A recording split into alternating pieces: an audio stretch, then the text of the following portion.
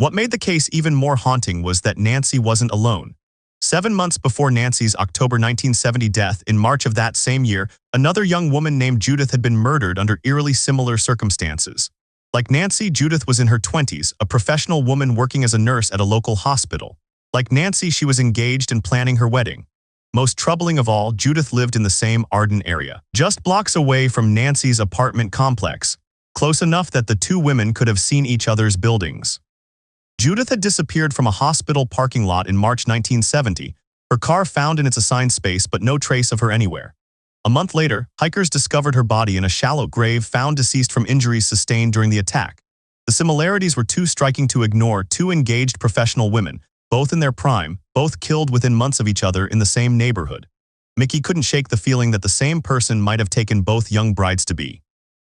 Every week for 15 years, Mickey ran that DNA profile through state and national databases. Every week, she hoped this would be the time they found a match. Every week, she was disappointed.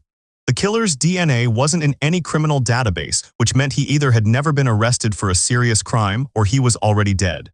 The weekly ritual became almost meditative for Mickey. She would sit at her computer, upload the profile, and wait for the system to search through millions of DNA records. The negative results never discouraged her completely. Each no match meant they were one step closer to finding the right approach. The possibility of a connection made Mickey's work even more urgent. She wasn't just seeking justice for Nancy. She was potentially hunting a serial killer who had targeted engaged women in their community. Judith's case offered fewer clues since the DNA evidence had been accidentally damaged and couldn't be tested, leaving Nancy's blood drops as the only genetic link to their killer. Every week when Mickey ran Nancy's DNA profile, she was searching not just for one murderer, but possibly for someone who had destroyed multiple families and shattered multiple dreams of wedding bells and happy futures. Other cases came and went. Mickey solved dozens of investigations, earned promotions, and built a reputation as one of the department's most tenacious detectives. But Nancy's case remained special. Even after Mickey retired in 2010, she couldn't let it go. She stayed in touch with the active investigators, offering to help whenever they needed her expertise.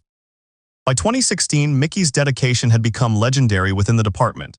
Though retired, she continued coming in weekly, driven by promises she had made to Nancy's sister and to Judith's family.